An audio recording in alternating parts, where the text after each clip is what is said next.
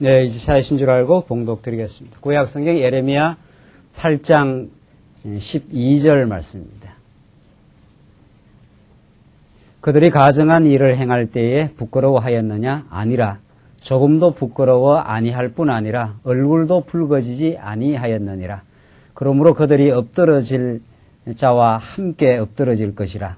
내가 그들을 벌할 때에 그들이 거꾸러지리라. 여호와의 말이니라.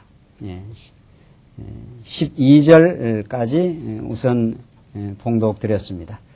우리는 지금 예레미야 말씀을 통해서 남쪽 유다 백성들의 이제 이스라엘 역사 가운데 가장 이제 파국의 삶으로 하나님께서 인도해 가시는 그 역사의 격동기에 떨어진 선지자의 말씀을 지금 우리가 듣고 있습니다. 그만큼 예레미야서는 이스라엘 백성 역사 가운데 가장 농도 짙은 그 인생의 그 죄악된 모습과 반대로 말하면 가장 또 농도 짙은 하나님의 그 은혜의 경륜을 우리가 지금 예레미야 말씀을 통해서 듣고 있습니다.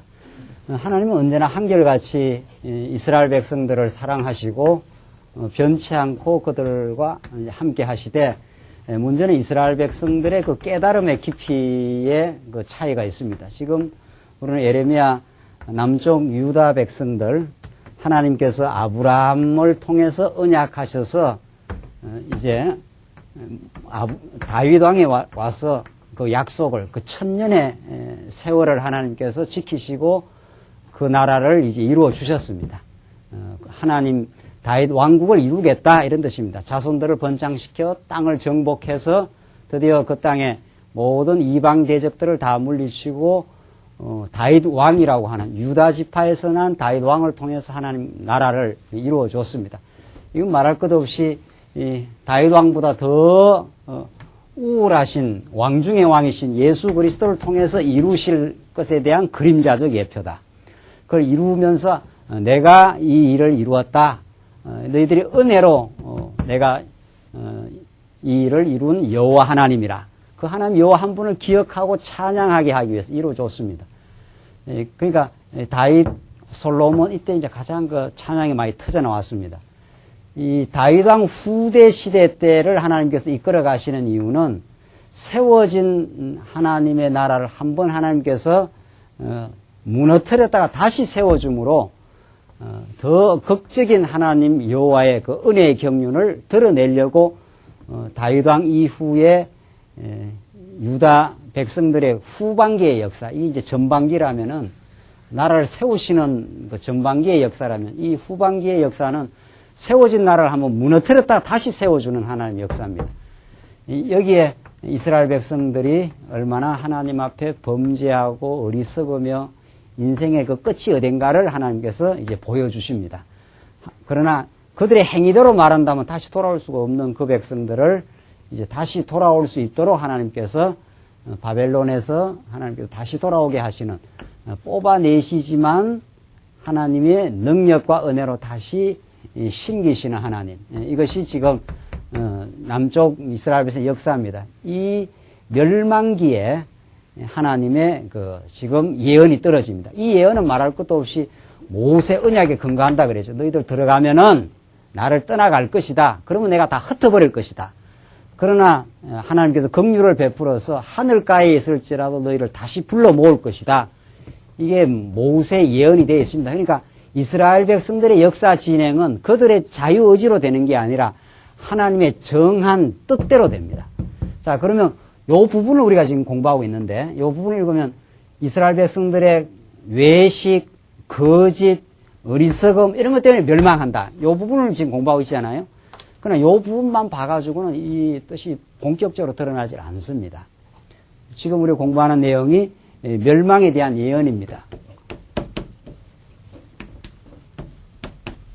하나님께서 예레미야를 통해서 예언하시는데 뽑아내시는데 멸망을 시키겠다. 그 멸망의 이유가 뭐냐 하면은 죄악으로 죄악 때문에 멸망하고 두 번째는 위선 때문에 멸망하고 외식 위선 같은 말이죠.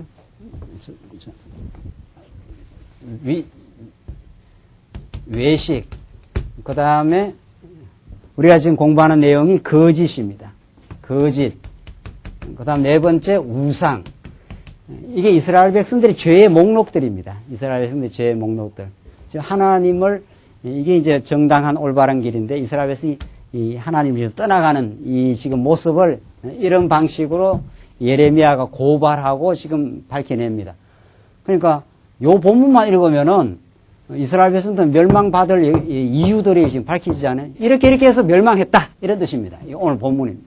이렇게 해서 멸망할 것이다. 지금 이 예언대로 이루어집니다. 예언대로 바벨론에서 완전히 나라가 이제 거들나지 않아요. 요 본문을 해석해 들어가는 원리는 무엇이냐 이거죠. 요 부분만 읽으면 우리가 범죄하면은 어떻게 된다는 거예요? 멸망한다. 이 말만 나옵니다. 그러니까 성경을 아무리 눈을 씻고 살펴봐도 다른 말이 안 나와요. 이 본문에 한정되어 있으면. 그러니까 예레미야서도 1장부터 마지막 장까지 통째로 읽어나가야 하나님께서 멸망을 시킨다. 근데 멸망되는 것도 예언되어 있어요. 그러니까 이스라엘 백성들이 다윗 왕 때 그냥 계속 유지하고 살면은 계속 찬양하겠습니까? 이 다윗 왕 때 찬양한 것은 애굽에서 한번 들어갔다가 광야 40년을 거쳐서 천신만고 끝에 하나님께서 건져주시고 그렇게 해서 다윗 왕 때 그것도 골리앗이라는 그 대적을 무너뜨리고 하나님께서 다윗 왕을 세워주니까 다윗이 찬양이 터진 거죠. 하나님이 이루어내셨습니다. 이렇게 된 거죠. 근데 여기서 그냥 만약 계속 이렇게 가면 어떻게 돼요? 찬양이 아니라 어떻게 해요? 예. 그러니까 계속 가니까 이렇게 지금 떠나가는 거 아니에요. 계속 가니까. 하나님께서 한번 무너뜨리기로 작정되어 있습니다. 무너뜨리려고 이스라엘 백성들의 눈을 어떻게 해요? 감기고 깨닫지 못하게 해서 우리는 돌아오는 것만 하나님이 하시는다 이렇게 옛날에 배웠지 않았어요? 이것도 누가 하시는 거라는 거예요? 눈 감기면 가게 돼 있어요. 눈 감겨서 멀리 이스라엘 백성들 한번 무너지도록 그렇게 해서 한번 때릴 근거를 하나님 만드시는 거죠. 자, 그래서 이런 그 흐름을 이해하시고 오늘 이 본문을 이제 읽어 나가면서 남쪽 유다 백성들의 모습과 그걸 섭리하신 하나님의 뜻을 지금 우리가 파악하는 게 중요합니다. 12절 보십시다. 그들이 가증한 일을 행할 때 부끄러워하였느냐. 가증한 일은 전부 지금 거짓을 행하고 하나님 인정하지 않고 거짓은 하나님이 여호와를 인정하지 않는 게 거짓이죠. 자, 그 가증한 일을 할 때 부끄러워하였느냐 아니라 조금도 부끄러워 아니할 뿐 아니라 얼굴도 붉어지지 아니하였다. 그러니까 가증한 일 하나님 떠나서 살면서도 그걸 안단 말이면 모른다 아니까 모른다 이런 뜻입니다. 붉어지질 않는다. 자기들의 그 잘못을 깨닫지를 못한다. 지금 그런 뜻입니다. 그러므로 그들이 엎드러질 자와 함께 엎드러질 것이라. 내가 그들을 벌할 때 그들이 거꾸러지리라. 여호와의 말이니라. 그러니까 여기서 이렇게 지금 하나님 떠나서 계속 살아가는데 이게 이제 가증한 일인데 하나님 여호와를 인정 안 해요. 그리고 자신들의 능력으로 산다고 착각하면 이렇게 살아가는데 이것이 문제라는 걸 깨달으면 어떻게 됩니까? 돌아올 거 아니에요. 그렇죠? 돌아오는데 인간 스스로 돌아올 수 있다 없다 이 말입니까? 못 돌아온다 이런 뜻입니다. 그러니까 부끄러운 일을 하고도 부끄러운 일인 줄 자체를 어떻게 해요? 모르는 게 죄악입니다. 이 죄악은 자기가 죄악을 범해도 이게 죄인지 자체를 깨달을 지혜가 없습니다. 인간 안에는. 그래서 어둠을 깨달으려면 빛이 비쳐야 내가 아이고 어두우면 이렇게 깨닫지 않아요? 그러니까 여러분과 제가 이렇게 나와서 하나님 앞에서 내가 어리석었습니다. 하나님 떠나 살고 내 중심으로 살다가 우리 지체에게 그 어려움을 줬습니다. 이런 걸 깨닫는 것 자체가 놀라운 은혜입니다. 인간은 진정으로 자기를 돌아보고 자기를 성찰할 능력이 없습니다. 왜냐하면 자기가 의롭다고 생각하기 때문에.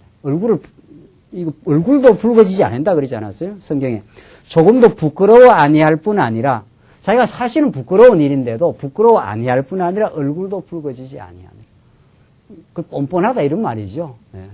뭐 누가 뻔뻔한지 모르지만은 지금 얼굴이 붉어지질 않으니까. 자기가 뭐 잘못했다는 느낌이 없다는 거죠. 자기가 지금 잘못 가고 있는데도 그러니까 이 파국으로 갑니다. 그러니까 하나님의 은혜로 붙들지 않는 한 이 인간은 그 절망입니다. 그걸 지금 예레미야서는 지금 너무도 지금 아주 곡절한 방식을 통해서 지금 보여주고 있습니다. 13절 한번 보십시다. 13절로 22절 대적의 침입을 예언합니다. 그리고 처참한 절망적 상황을 탄식하는 내용이 22절까지 나와 있는데 끝까지 보십시다. 여호와께서 말씀하실 때 내가 그들을 진멸하리니 포도나무에 포도가 없을 것이며 무화과 나무에 무화과가 없을 것이며 그 잎사귀가 마를 것이라 내가 그들에게 준 것이 없어지리라 하셨나니. 포도나무를 아만 심어놔도 포도 열매가 없다고 합니다. 무화과 나무에 무화과가 없을 것이며 이렇게 해서 너희들이 그 땅에서 한번 뽑혀지게 된다. 14절 우리가 어찌 가만히 앉았으랴 모일지어다. 우리가 견고한 성읍들로나 들어가서 거기서 멸망하자. 우리가 여호와께 범죄하였으므로 우리 하나님 여호와께서 우리를 멸하시며 우리에게 독한 물을 마시우심이라. 이게 이제 하나님께서 뽑아낼 때 하는 이야기입니다. 하나님께서 우리를 멸하시고 독한 물을 마시게 하신다. 우리가 평강을 바라나 좋은 것이 없으며 고치심을 입을 때를 바라나 놀라울 뿐이로다. 이게 이제 무너지는 이 장면입니다. 이때 아무리 평강을 바란다고 해서 되는 것이 아니다. 하나님께서 반드시 한번 멸망을 시키겠다. 16절 그 말의 부르짖음이 단에서부터 들리고 그 줌마들의 우는 소리에 온 땅이 진동하며 이게 바벨론의 그 줌마들 아주 쭉쭉 뻗은 말들이 남쪽 유다를 이게 완전히 침범하는 그런 장면을 지금 예언적으로 말. 온 땅이 진동하며 그들이 이르러 이 땅과 그 소유와 성읍과 그 중에 거민들을 삼켰도다.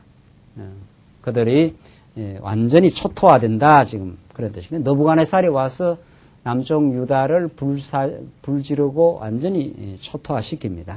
17절을 보십시다. 여호와께서 말씀하시되 내가 술법으로도 제어할 수 없는 뱀과 독사를 너희에게 보내리니 그것들이 너희를 물리라 하시도다. 이 제어할 수 없는 뱀과 독사를 너희에게 보낸다. 이 하나님께서 보낸. 이 바벨론을 누가 키워놓습니까? 이 하나님이 다 키워내. 하나님께서 이방을 바벨론 다음에 이제 파사 나라가 등장해서 이 페르시아, 이게 바벨로니아 제국의 페르시아. 하나님의 역사 경륜, 하나님은 이 역사 전체를 지금 경륜하시는데 하나님이 바벨론을 들어가지고는 남쪽을 뽑아내는 데 쓰고 두드리게 패는 데 쓰고 바사왕 고레스를 들어가고는 뽑아냈다가 이들을 해방시키는 데 쓰고 이렇게 해서 하나님이 역사의 참된 주관자다. 이게 이사야나 예레미야에서 전 역사를 주관하시는 하나님. 그러니까 하나님의 그 역사 경륜의 그 핵심은 이 언약 백성들, 남쪽 유다 백성들입니다. 지금도 마찬가지입니다. 지금도 21세기를 지금 통해서 지금 그 하나님의 역사 경륜의 핵심은 하나님의 자기 백성입니다. 자기 백성. 하나님께서 땅끝까지 복음이 전파되어 가는 과정에 하나님의 교회 백성들이 이 역사 경륜의 그 핵심으로 놓고 그걸 위해서 모든 지금 세계사가 지금 움직여 간다. 그러니까 우리가 예수를 믿으면 예수 믿고 내가 구원받았다. 이런 어떤 그 좁은 의미의 구원론이 아니라 이 세상 역사 전체를 그 조감하고 이 전체를 주관하시는 그 하나님에 대한 신관을 가지게 되는 거죠. 내가 왜 이 땅에 태어났는가? 우리 광야교회가 왜 이 땅에 출현했는가? 출현하기 위해서 어떻게 하나님께서는 이 한국의 역사, 우리 인생의 역사, 세계사를 지금 주도해 가시는가? 이 복음이 땅끝을 향해서 가기 위해서 역사는 어떻게 지금 진행되고 있는가? 이게 우리가 예수를 믿고 가지는 지금 그 섭리입니다. 지금 하나님께서 바벨론이라는 아주 강력한 그 당대의 그 나라를 하나님께서 점점 이제 키워가시는 거죠. 그 이전에 아수르를 하나님께서 이제 세웠다가 무너뜨리고 바벨론을 강력하게 준비시켜 놓습니다. 뭐 하려고? 남쪽 유다를 어떻게 하려고? 한번 무너뜨리려고. 하나님 점잖은 분이 직접 나타나긴 그렇잖아요. 바벨론을 키워가지고 몽둥이로 들고 패려고 이렇게 하나님이 키워요. 그래서 뱀과 독사를 너희에게 보내리니 그것들이 너희를 물리라. 18절 슬프다 나의 근심이여. 어떻게 위로를 얻을 수 있을까? 나의 중심이 번뇌하도다. 이 예레미야의 이제 탄식입니다. 남쪽 유다가 곧 무너질 것을 바라보면서 지금 탄식하는 내용. 이게 하나님의 그 자기 백성을 사랑하는 슬픔의 탄식입니다. 이 자식이 어떻게 하다 이렇게까지 되었는고 지금 그런 말이죠. 19절 내 딸 내 백성의 심히 먼 땅에서 부르짖는 소리로다. 이러기를 여호와께서 시온에 계시지 아니한가? 그 왕이 그 중에 계시지 아니한가? 그러나 여호와께서는 이러시기를 그들이 어찌하여 그 조각한 신상과 이방의 헛된 것들로 나를 경목해 하였는고 하시고, 하나님이 그들을 때리시는 이유입니다. 어찌하여 그 조각한 신상과 이방의 헛된 것들로, 이방 신상을 섬기면서 그들이 하나님을 떠나갔던 그 어리석음을 지금 그 하나님께서 이제 밝히는 거죠. 추수할 때가 지나고 여름이 다하였으나 우리는 구원을 얻지 못한다 하는도다. 이 절망이다. 남쪽 유다는 한번 무너지고야 만다. 구원을 얻지 못한다. 지금 그 말이죠. 21절 딸 내 백성이 상하였으므로 나도 상하여 슬퍼하며 놀라움에 잡혔도다. 아버지 떠나서 계속해서 이제 살아가는 그 자기 백성, 그 남쪽 유다 백성들의 그 어리석음을 예레미야가 지금 공감을 하는 거죠. 체유를 하는 겁니다. 하나님께서는 선지자를 통해서 하나님의 심정을 지금 이렇게 지금 표현하고 있습니다. 이건 장차 말할 것도 없이 예수가 이 땅에 죄악의 몸을 걸머지시고 이 땅에 오셔서 우리의 어리석음, 죄악을 모습을 그 체휼하시는, 같이 슬퍼하시는 그 모습을 지금 가르쳐 줍니다. 22절 길르앗에는 유황이 있지 아니한가? 그곳에는 의사가 있지 아니한가? 딸 내 백성이 치료를 받지 못하면 어찌민고? 유황은 다 이게 쓰는 그 약들입니다. 상처에 바르는 그 약의 이름이고, 그곳에 의사가 있지 아니한가? 이래도 어떻게 해서 이렇게 치료를 못 받고 이 백성들이 치료 불가능한 상태로 지금 들어가느냐? 지금 그런 겁니다. 지금 그 멸망을 바로 목전에 두고 남쪽 유다 백성들의 거짓을 지금 거짓과 우상 숭배로 인해서 멸망하는 그들을 지금 예레미야의 그 슬픈 심정을 지금 노래하는 장면입니다. 9장 보십시다. 9장이 이제 우상으로 인해서 멸망입니다. 네 번째. 이게 죄악, 외식, 거짓, 우상. 이게 남쪽 유다 백성들의 하나님 떠난 모습들입니다. 죄악 하나님과 같이 되고자 하고, 외식, 하나님 안에서 만족이 아니라 외식을 통해서 자기를 세우려고 하고, 거짓, 하나님을 여호와로 인정하지 않는 삶, 우상, 하나님보다 다른 걸 더 섬기는 삶. 이게 지금 남쪽 유다 백성들의 모습이고, 이게 모세 언약의 성취 사건입니다. 이렇게 되어서 망한다, 이런 뜻입니다. 이렇게 되어서 지금 망하게 된다. 지금 그 내용을 지금 계속 지금 말하는데 9장 한번 봅시다. 9장 1절로 9절입니다. 백성의 죄악에 대한 책망과 벌하신다는 말씀을 예언합니다. 어찌하면 내 머리는 물이 되고 내 눈은 눈물 근원이 될고 그렇게 되면 살육당한 딸 내 백성을 위하여 주야로 고급하리로다. 이제 곧 살육당하게 되는데 남쪽 유다가 그것 때문에 내가 고급한다. 아주 슬피 운다 이런 뜻입니다. 곡한다고 그러잖아요. 어찌하면 내가 광야에서 나그네의 유할 곳을 얻을고 그렇게 되면 내 백성을 떠나가리니 그들은 다 행음하는 자요 패역한 자의 무리가 됨이로다. 여호와께서 말씀하시되 그들이 활을 담긴 같이 그 혀를 놀려 거짓을 말하며 그들이 이 땅에서 강성하나 진실하지 아니하고 악에서 악으로 진행하며 또 나를 알지 아니하느니라. 하나님 모른다는 이게 죄입니다. 지금 남쪽 유다 백성들이 하나님이 여호와시다. 그걸 알고 지금 살아야 되는데 그걸 지금 남쪽 유다 백성들이 모른다는 겁니다. 4절 너희는 각기 이웃을 삼가며 아무 형제든지 믿지 말라. 형제마다 온전히 속이며 이웃마다 다니며 비방함이니라. 그들은 각기 이웃을 속이며 진실을 말하지 아니하며 그 혀로 거짓말하기를 가르치며 악을 행하기에 수고하거늘 내 처소는 괴율 가운데 있도다. 그들은 괴일로 인하여 나알기를 싫어하느니라. 나 여호와의 말이니라 하시니라. 이 전부 속이고 진실을 말하지 않고 이게 우리 인생들이 하나님을 떠난 어리석은 그 모습임을 지금 예레미야가 말합니다. 7절 봅시다. 7절 계속해서 만군의 여호와께서 이같이 말씀하시되 보라 내가 내 딸 백성을 어떻게 처치할고 그들을 녹이고 연단하니라. 그들의 혀는 죽이는 살이라. 거짓을 말하며 입으로는 그 이웃에게 평화를 말하나 중심에는 해를 도모하는도다. 이 안팎이 다르다는 거죠. 안팎이. 이걸 우리가 어떻게 부정하겠어요? 이걸 이웃에는 평화를 말하나 중심에는 해를 도모하는도다. 이것이 하나님을 우리가 몰랐던 그 죄악된 우리의 모습입니다. 이것이 이제 우리가 예수를 알게 나면 이제 이 속과 겉이 하나 되어가는, 바뀌어가는. 그러니까 예레미야서 30장 이제 마지막으로 가면은 너희들에게 새 언약의 이제 말씀을 해주겠다. 구약의 율법으로 아무리 하나님을 알려고 하고 이렇게 해도 율법 갖다 대가지고는 너희들이 변하지 않는다. 속 자체가 인간이 끝에서부터 머리끝에서 발끝까지 이미 죄로 물들어 있기 때문에 율법을 아무리 갖다 대도 안 된다. 그래서 너희에게 새 언약의 영, 새로운 영을 너희 마음속에 불어넣어서 너희 사람을 속에서부터 바꾸어 주겠다.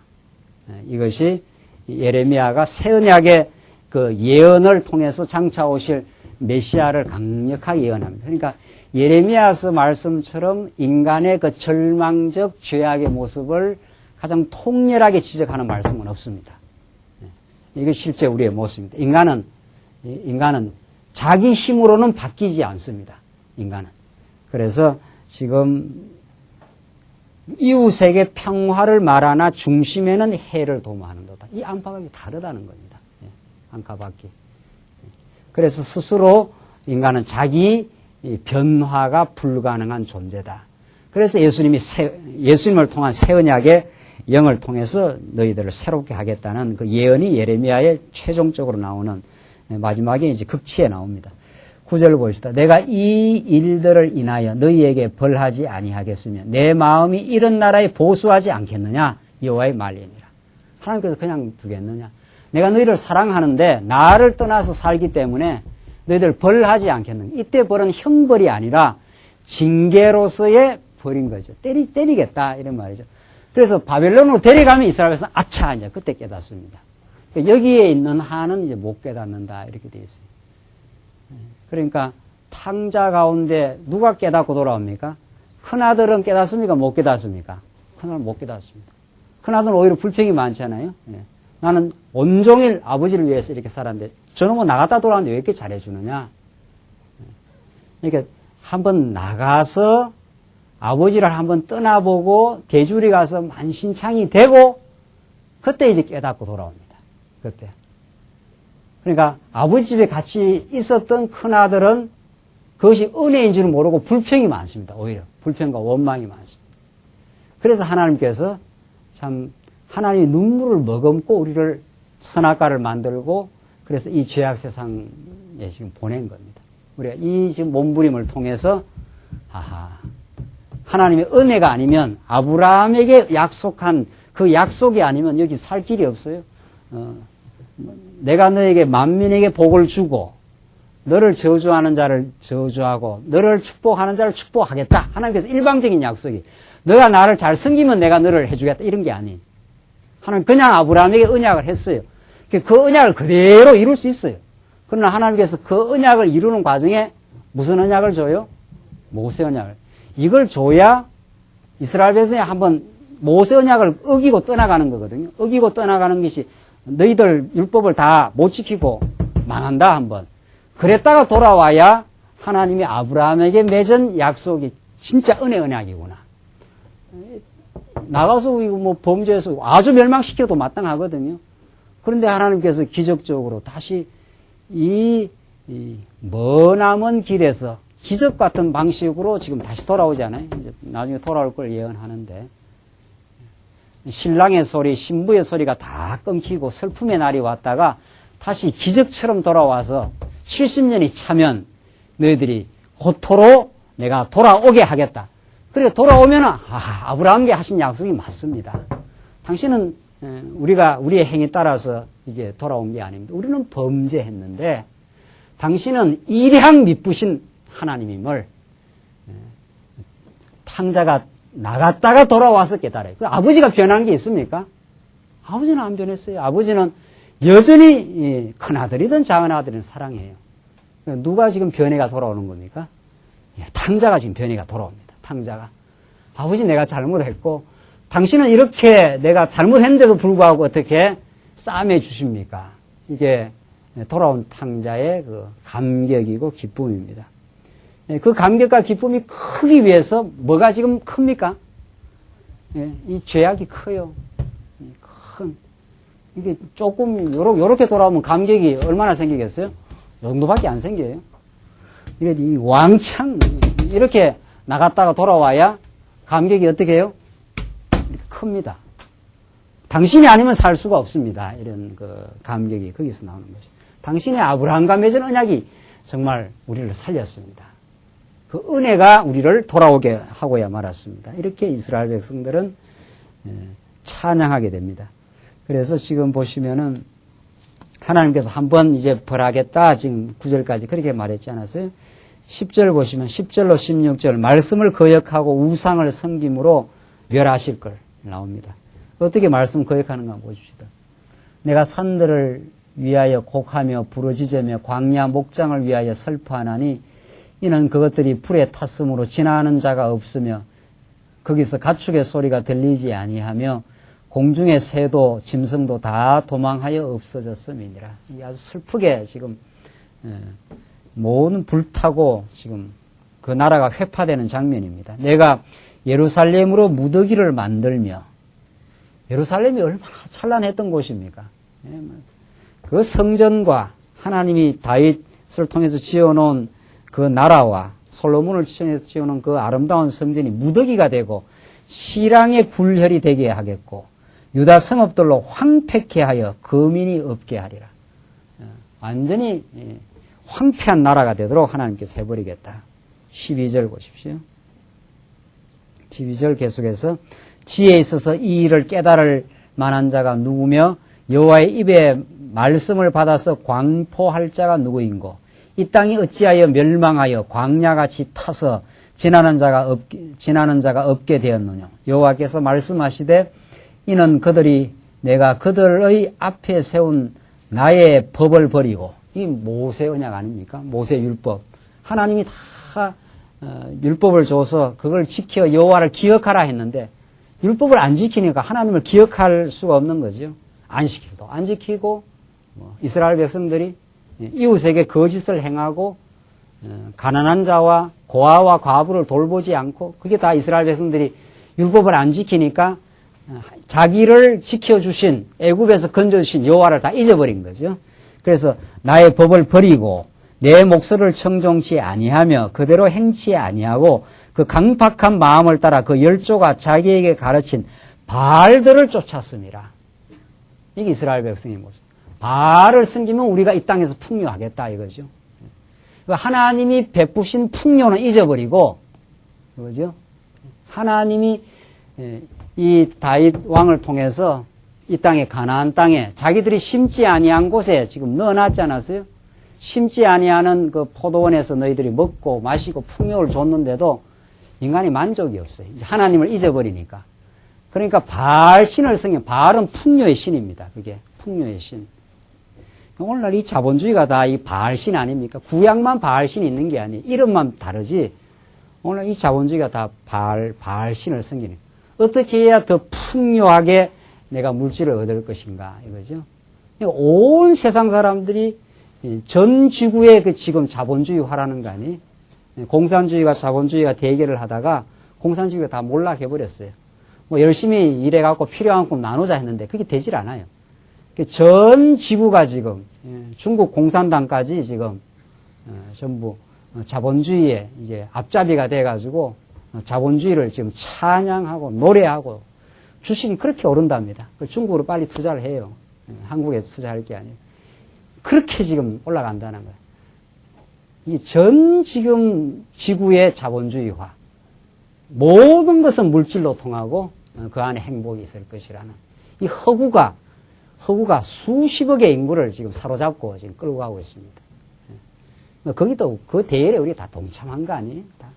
그렇게 하면 우리도 행복하리라고 대열에 동참했는데 지금 이스라엘 백성들 바알을 하나님이 베푸신 은혜를 망각하고 하나님 베푸신 것이 얼마나 많은데도 바알을 섬기는 그 삶으로 지금 그 우상을 섬기는 삶으로 그 우상은 탐욕이라 탐욕이 있는 한 우리에게 주신 것이 얼마나 큰 것을 잊어버리는 그 어리석음에 빠집니다. 지혜를 이제 망각하게 되는 거죠. 그래서 너희들에게 한번 지혜를 깨닫게 하기 위해서는 한번 데려가야 되겠다 이 말입니다. 그냥 놔두면 행복하지 않아요. 이스라엘 백성들이 바알을 섬기는 한 마음의 만족, 기쁨이 없습니다. 그래서 한번 거들내가지고 데려갔다가 오면은 에스라 시대 때 돌아오자마자 하나님 섬기려고 해요. 돌아와서 어떻게 우리가 이곳으로 돌아오게 되었습니까? 당신이 아니면 우리가 이 꼴에 돌아올 수가 없습니다. 이스라엘도 귀환하자마자 포로 귀환해서 돌아오자마자 성전 짓는 일, 제사 드리는 일, 그들의 범죄를 대신해서 양을 잡아서 성전 앞으로 나아가는 일, 그게 에스라서의 그 성전 그 회복의 역사. 우리로 말하면은 오늘 이 시대에 우리가 다 바알 섬기고 욕망 따라서 우리가 살고 그런 인생들을 용서하시고 사랑하신 예수 앞으로 우리가 나오는 길, 예수 안에서 우리가 충만히 이미 하나님이 우리를 채우셨다고 하는 사실, 이걸 깨닫는 삶으로 하나님께서 지금 인도해 가십니다. 지금 15절 보십시다. 그러므로 만군의 여호와 이스라엘의 하나님, 내가 말하노라. 보라, 내가 그들 곧 이 백성에게 쑥을 먹이며 독한 물을 마시우고 그들과 그들의 이 고통을 주겠다, 이런 뜻입니다. 쑥이라는 게 얼마나 그 씁니까? 예. 너희들이 한번 바알을 섬겨서 행복을 얻으려고 하는 것이 어떤 결과를 낳는가를 하나님께서 한번 경험시키겠다, 이런 뜻입니다. 16절, 그들과 그들의 조상이 알지 못하던 열국 중에 그들을 해치고 진멸되기까지 그 뒤로 칼을 보내리라 하셨느니라. 그래서 하나님께서 그들을 한번 멸망시키겠다. 17절, 17절로 22절. 백성에게 호곡하라며 멸망할 것에 대한 말씀을 예언합니다. 울으라, 이 말입니다. 17절. 만군의 여호와께서 이같이 말씀하시되 너희는 잘 생각하고 곡하는 부녀를 불러오며 또 보내어 지혜로운 부녀를 불러오되 그들로 빨리 와서 우리를 위하여 애곡하게 하여 우리의 눈에서 눈물이 떨어지게 하며 우리의 눈꺼풀에서 물이 쏟아지게 하라. 이는 시온에서 호곡하는 소리가 들려 이르기를 우리가 아주 망하였구나. 우리가 크게 수욕을 당하였구나. 우리가 그 땅을 떠난 것은 그들이 우리 주택을 헐었음이로다 함이로다. 그 삶의 기반을 완전히 바벨론이 와서 헐어버리기 때문에 이게 얼마나 그 통곡의 날이 온다. 이스라엘 백성들의 우상 숭배로 말미암아 전무후무한 통곡의 날이 올 것이다. 이게 예레미야가 587년 이 북이스라엘 721년 때 이 나라는 아주 거들나버렸고 587년 곧 바벨론이 지금 임박한 재앙이 와서 이 나라를 이제 거들내겠다 하는 그 장면입니다. 우리 주택을 다 헐어버리고 아주 살지 못하도록 그 나라를 뽑아내는 역사가 있다는 거죠. 20절 보십시다. 20절, 부녀들이여 여호와의 말씀을 들으라.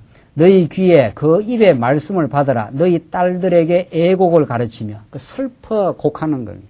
각기 이웃에게 애가를 가르치라. 그 슬픈 노래를 가르치라. 자, 이게 뭘 이제 물론 역사적으로는 남쪽 유다가 멸망하여 슬픔의 날이고, 궁극적으로는 뭐를 이제 가르치느냐. 이게 이제 우리 예레미야를 보는 그 최종적인 메시지입니다. 이스라엘 백성들의 이 절망적인 죄악, 하나님 풍요한 은혜로 베풀어 줬는데도 바알 신을 또 섬겨서 행복하겠다 이 말이죠. 하나님으로 행복 안 하겠다. 지금 그 말 아닙니까? 이스라엘 백성들이 아주 의도적이고 고의적입니다. 우리는 하나님 한 분으로 만족 못 하겠다. 바알을 섬겨야 이 땅에, 그 가나안 땅에 그 원주민들이 바알 섬겨서 행복한 것처럼 보이는 거거든요. 우리도 저렇게 되어야 행복하겠다고 하나님 떠나 치달아가던 그 백성들, 그죠? 그 절망적 상태, 그곳에서 하나님이 멸망을 임하게 하고 슬픈 노래를 가르쳐 주겠다. 그런 이게 무엇을 궁극적으로 가르치느냐 말이죠. 21절을 봅시다. 이 대적에서 이제 아주 멸망하는 모습인데, 대저 사망이 우리 창문에 올라오며 우리 궁실에 들어오며 밖에서는 자녀와 거리에서는 청년들을 멸절하려 하느니라. 자녀, 청년들을 다 멸절하니까 나라가 완전히 그들이 나는 거죠. 너는 이같이 이르라. 여호와의 말씀에 사람의 시체가 분토같이 덜에 떨어질 것이며 추수하는 자의 뒤에 떨어지고 거두지 못한 뭇같이 되리라. 예, 묻이라는 게 다 그 여기저기 흩어져 있는 이삭들입니다. 완전히 다 그 나라가 회파된다. 이 슬픔의 날이 반드시 온다. 지금 그 말이죠. 그 예언대로 남쪽은 무너집니다. 그러니까 이스라엘 백성들 지금 예언은 이스라엘 백성들의 그 처지가 어떠하고 죄악의 모습이 어떠하고 그 죄악대로 하나님께서 벌하시겠다, 징계하겠다, 지금 그런 뜻입니다. 이게 이 예언은 역사적으로 바벨론 이스라엘 역사 가운데 최악의 상황으로 아예 나라가 뭐 애굽에서 노예를 겪었다라든가 광야에서 40년 방황했다라든가 뭐 이런 정도와 비교되지 않는 잘 세워진 나라가 아주 불바다가 되는 그런 처참한 그 슬픔의 노래를 지금 부르게 됩니다. 이것은 장차 오실 메시아를 예언하고 예수님 십자가 돌아가시다 하늘과 땅이 다 진동하고 예수님이 십자가에서 절규하고 엘리 엘리 라마 사막다니 나의 하나님 어찌하여 나를 버리셨나이까. 예수님께서 우리 택한 모든 백성들의 죄악을 걸머지시고 절규하고 슬픈 노래를 부르는 장면이에요. 이 예레미야 예가는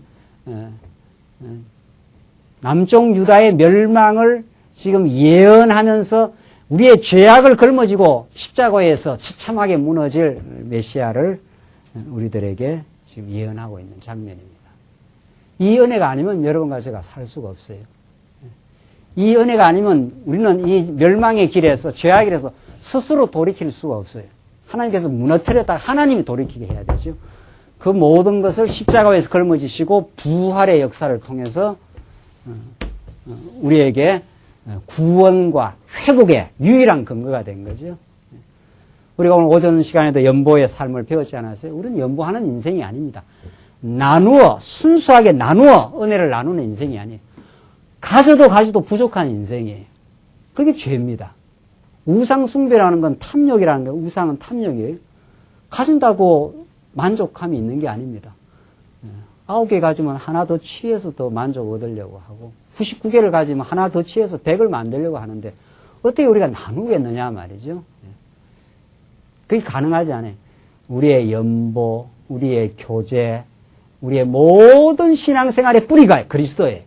그가 없이는 우리에게 참 연보가 가능하지 않고 그가 없이는 우리는 순수한 교제가 가능하지 않는 인생들입니다. 그래서 지금 성경은 우리 대신 이 절망의 상황을 죄악에 걸머지시고 우리 대신 처참하게 무너질 그 슬픈 애가를 그리스도가 부르심으로 우리가 기쁜 부활을 우리가 맞이하는 그 부활의 생명 가운데 우리가 거할 수 있도록 하나님께서 인도하실 것을 지금 남쪽 유다의 그 죄악으로 인한 멸망이 무엇을 가르쳐 주느냐는 거죠. 그걸 지금 보여주고 있어요. 23절 봅시다. 계속해서 자랑할 것을 명하시고 모두 벌하신다는 말씀을 예언합니다. 여호와께서 이같이 말씀하시되 지혜로운 자는 그 지혜를 자랑치 말라. 용사는 그 용맹을 자랑치 말라. 부자는 그 부함을 자랑치 말라. 이게 남쪽 유다 백성들이 하는 그 범죄들이죠. 지혜로운 자는 그 지혜를 자기가 마치 지혜로운 것처럼 자랑하고, 용사는 그 용맹을 자랑하고, 부자는 그 부함을 자랑하고, 인생이 다 이렇게 해서 자기 자랑을 위해서 사는 게 인생이라 해도 과언이 아닙니다. 인간의 그 자기 영광, 자기 자랑, 무언가 힘이 있으면 자기가 그것을 통해서 자기 영광을 드러내기. 그게 얼마나 어리석은가를 지금 여호와께서 밝혀줍니다. 24절 자랑하는 자는 이것으로 자랑할지니 곧 명철하여 나를 아는 것과 나 여호와는 인애와 공평과 정직을 땅에 행하는 자인 줄 깨닫는 것이라. 이걸 자랑하라. 여호와를 자랑하라. 하나님 정말 지혜로운 자는 명철하여 나를 아는 것, 여호와 되심을 아는 것. 여호와 하나님이 이 나라를 지켜왔고 여호와 하나님이 무너뜨리시면 다시 회복해 주시는 분이다. 그걸 아는 것이 참 지혜지. 자기 지혜를 자랑하고 자기 용맹을 자랑하고 자기 부함을 자랑하는 남쪽 유다 백성들, 그리고 여러분과 저, 그렇게 되는 거죠. 그런 허망한 자기 자랑, 허세, 거기에서 이제 벗어나게 되는 유일한 길은 예수를 만나는 길이라는 거죠. 나 여호와는 인애와 공평과 정직, 이 하나님의 작정하신 사랑, 인애가 헤세드 아닙니까? 사랑, 하나님의 언약적 사랑입니다. 한번 사랑하면은 그걸 지켜주시는 분. 이 공평, 정직이 도덕적 개념이 아닙니다. 이게 다 계시적 개념입니다. 하나님이 공평, 자기의 공의를 그대로, 뜻을 그대로 이 땅에 실현하는 것, 정직, 하나님의 여호와 되심을 가르쳐 주는 일. 우리 인생의 정직함은 하나님이 여호와십니다 깨닫는 게 정직한 일입니다. 그 외에는 다 거짓입니다. 우리가 그 외에는 내가 내 능력으로 살고 있다고 착각하는 것이 거짓 투성인 거죠. 하나님 당신이 은혜 베풀고 능력 허락하셔서 오늘 내 건강합니다. 이게 정직한 삶입니다. 정직이라는 게 장사하면서 거짓말하고 이런 수준의 거짓이 아니라 종교적 지금 정직 아닙니까? 성경에 나오는 모든 개념들이 계시적인 개념이니까 하나님을 바르게 아는 것, 그것이 우리의 참 명철이고 지혜라는 것을 지금 예레미야가 가르치고 그걸 깨닫게 하려고 한번 이제 멸망시키게 된다 이런 뜻입니다. 나는 이 일을 기뻐하노라 여호와의 말이니라. 25절 여호와께서 말씀하시되 날이 이르면 할례 받은 자와 할례 받지 못한 자를 내가 다 벌하리니 할례를 받았거나 안 받았거나 상관없다. 내가 다 벌한다.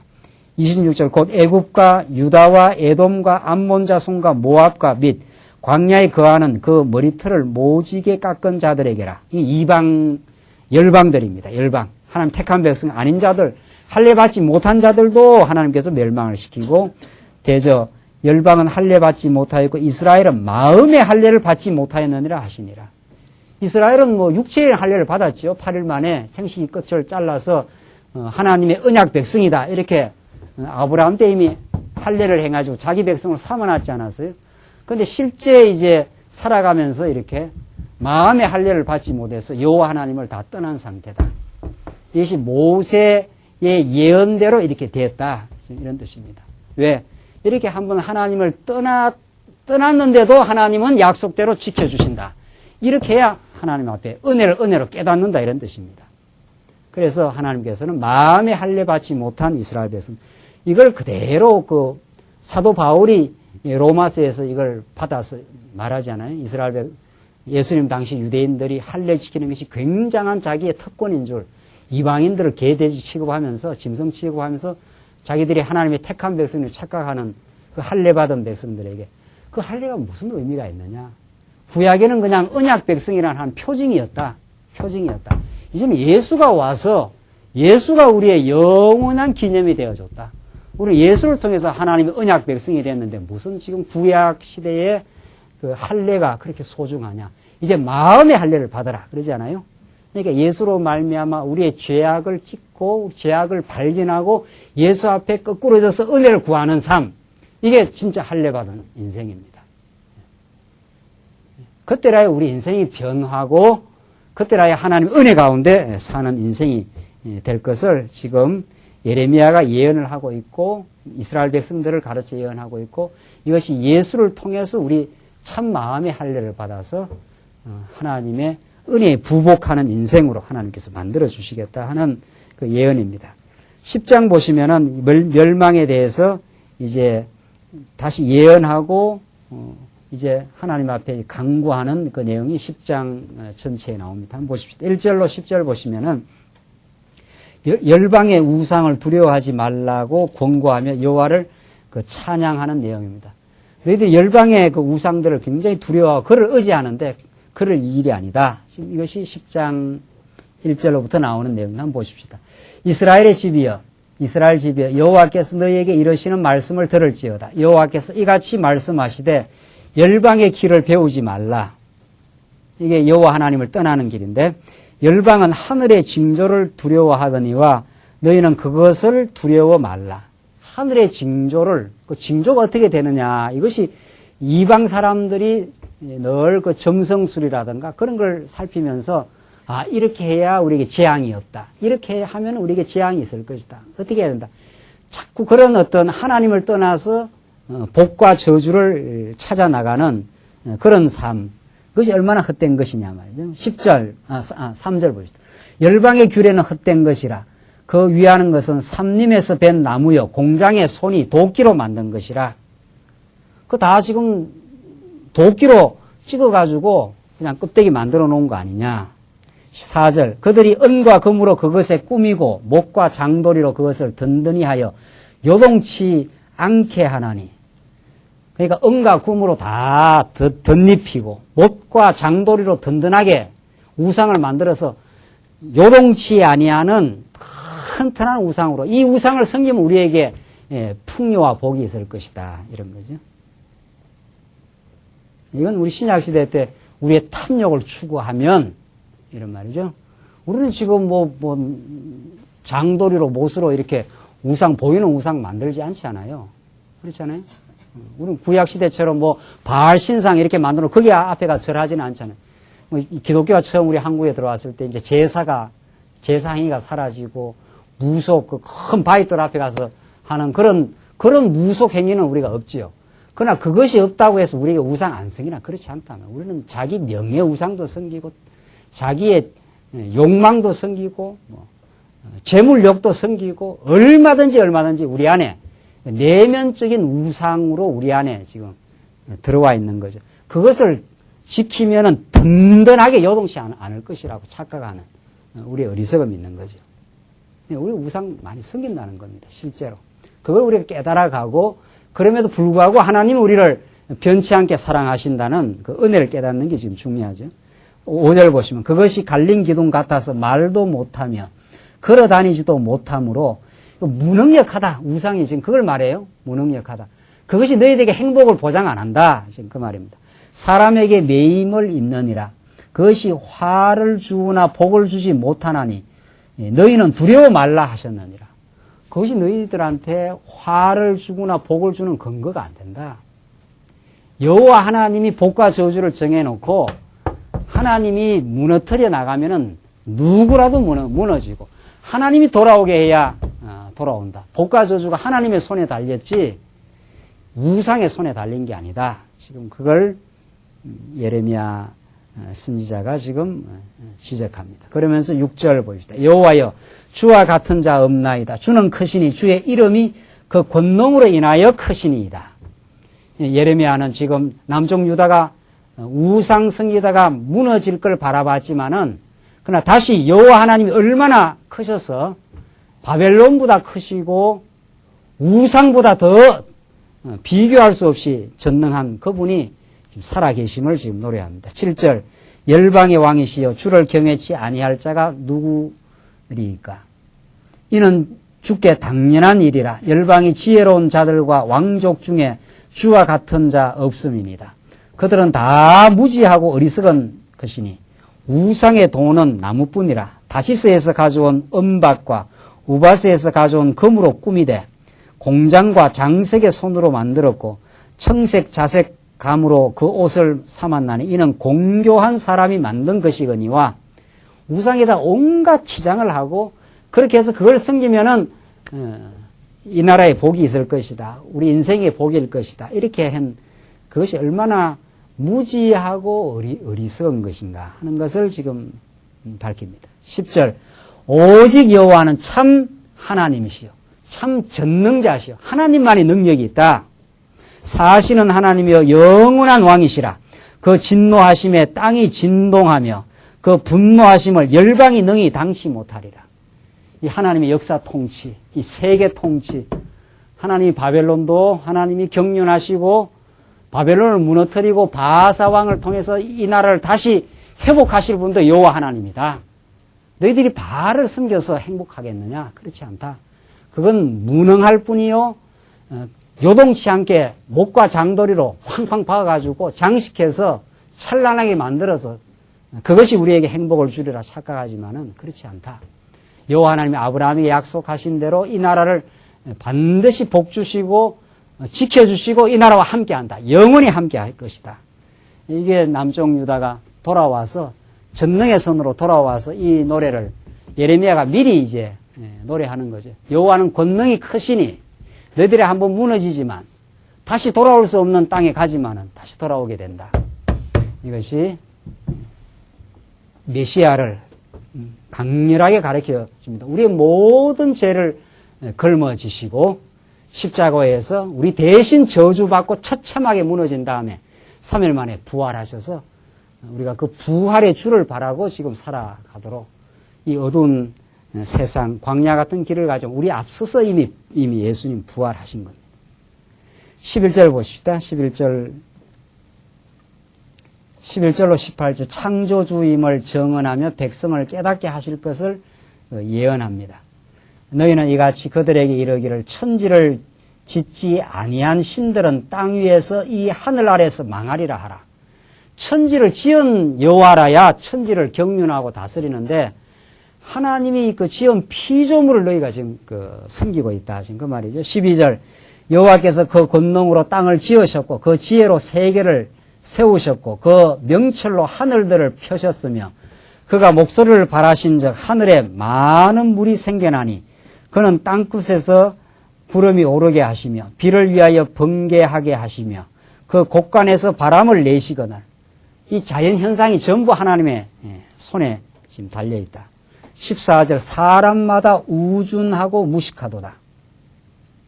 금장색마다 자기의 조각한 신상으로 인하여 수치를 당하나니 이는 그 부어 만든 우상은 거짓 것이요 그 속에 생기가 없음이라. 아무런 생기가 없다. 소아시아 반도 거기 정말 가보니까 거기에 그 헬라 문화라고 해서 그 돌이 얼마나 큰지 몰라요. 그 파르테논 신전하면서 말이죠. 그렇게 그 기라성처럼 기둥을 우뚝우뚝 세워놓고 그걸 그 신전이라고 그게 그 찬란한 우리 그 고대 그리스 그 문명이라고 합니다. 그건 종교적으로 보면은 문명이라는 게 뭡니까? 문화와 우리 한자로 말하면 무식하지 않고 글이라는 게 이게 지식이 있다 이런 뜻 아닙니까? 글을 많이 읽으면 사람이 지식이 많다, 어둡지 않다, 이게 밝을 명제 아니냐 말이죠. 명철하다, 성경에서 명철하다. 그게 그 신전을 지어놓고 그 신전 앞에 가서 말이죠. 신을 노래하고 그 히랍의 신들이 얼마나 많습니까? 그 신들마다 그 바카스 신은 그 술신 아닙니까? 술신. 그 바카스 신을 섬기면서 쾌락을 노래하고 그러는 건데 그게 그 문명의 그 꽃이랍니다. 그게 히랍 문명의.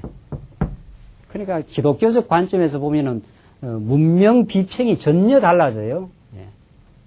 이 오늘 성경이 말하는 대로 말이죠. 그게 무슨 그 생기가 있고 그게 그 신전에 살아있는 그 하나님의 그 역사가 있느냐 말이죠. 그래서 사도 바울이 그 아테네 신전을 다 보면서 사도행전에서 너희는 알지 못하는 신에게 지금 섬기는데 내가 그 여호와 하나님을 알게 해주겠다. 하나님 여호와는 사람이 지은 그 신전에 거하지 않는다. 우리 인생에게 생명과 호흡과 만물을 친히 주시는 분이시다. 이렇게 설명해요. 그러니까 이게 문명이 아니죠. 진짜 문명이 아니에요. 그 어두움이에요. 문명이 아니라.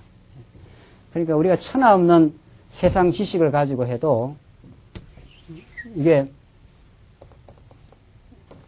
생명이 나무에 이렇게 아름다운 열매가 맺히려면은 이 줄기와 이 가지가 아무리 튼튼하다고 해서 여기에 아름다운 열매가 맺히지 않습니다. 아무리 해도 맺히지 않습니다. 동양의 문명도 마찬가지고 서양 문명도 마찬가지예요. 많은 거리 발전하고 문화가 발전하고 뭐 그렇게 했다는 거 아니에요? 예. 과학 지식이 지금 발전해 갖고 있는데 인생에게 평화와 기쁨과 감사가 있느냐 지금 말이죠.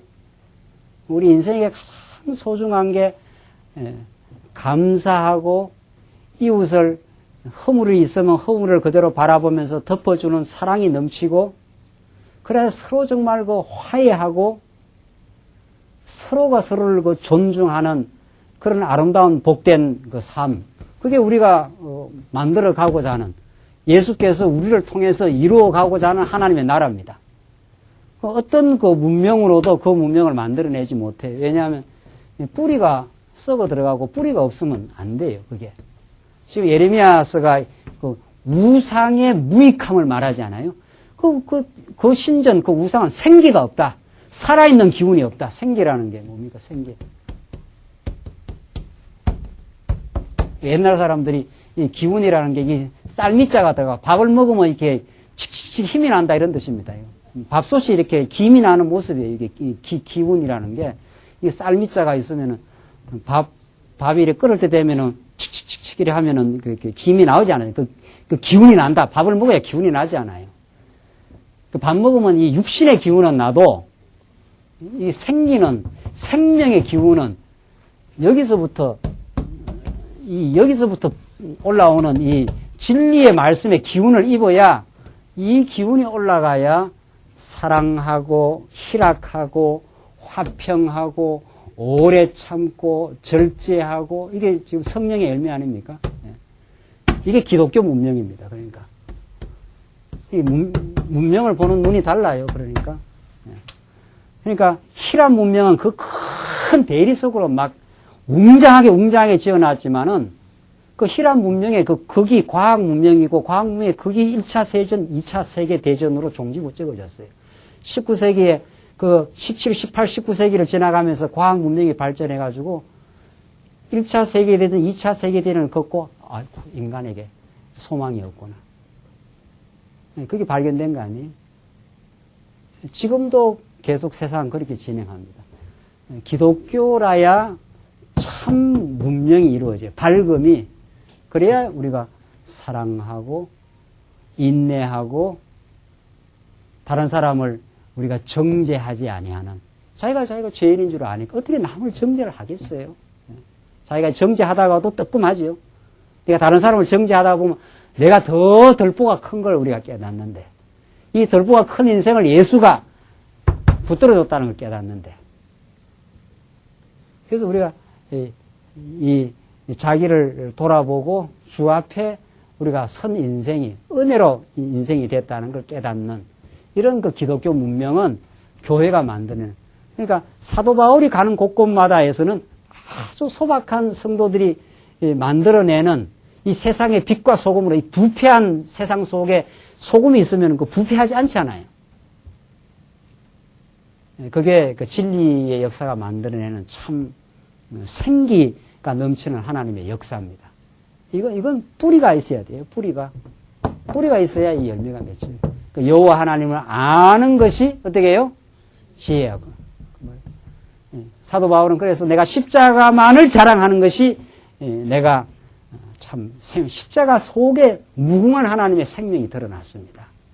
바울이 십자가를 자랑하고 하나님을 자랑하는 그 복된 인생이 되므로 많은 영혼들에게 그 십자가를 전가하는 복된 인생으로 그래서 그 참 빛이 이루어진 거 아니에요? 문명이 이루어진 거죠.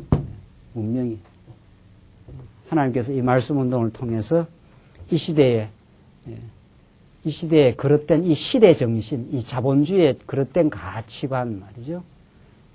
이 시대를 사로잡고 있는 그 세속주의, 우리를 부추기고 인생의 자랑을 더 높이는 이 시대에 우리는 그와 거슬러 올라가는 하나님을 자랑하고 하나님이 내게 주신 그 삶이 얼마나 지금 만족한 삶임을 깨닫고 하나님이 내게 허락하신 그 나라를 이루기를 간절히 소원하는 내 욕망과 바알신들을 승진하니까 내게 주신 것이 참 많습니다. 하나님께 내게 풍요하게 허락하셨습니다. 오늘 먹을 것과 입을 것이 있은즉 오늘 하루를 감사하게 삶이 얼마나 행복한지 모릅니다. 이게 하나님께서 이 시대의 우상을 파괴하고 진리를 더 높이는 하나님의 역사입니다. 이 말씀 안에 참된 기쁨이 있으시길 바랍니다. 기도하십시다. 우리 하나님 아버지, 우리 얼마나 바알 우상들을 섬기며 허탄한 자기 명예를 추구하며 살았던 우리 허망한 인생들이었지만 예수 안에 이제 무명하나 유명한 인생으로 하나님의 백성으로 우리를 이미 생명록에 기록해 놓으시고 우리를 백성 삼아 주심을 감사합니다. 예수 안에 우리의 명예와 권력과 참된 기쁨이 있음을 깨달고 감사하는 인생 되게 하셔서 이 시대의 빛과 소금의 교회가 되게 하시옵소서. 예수님 이름으로 기도하옵나이다. 아멘.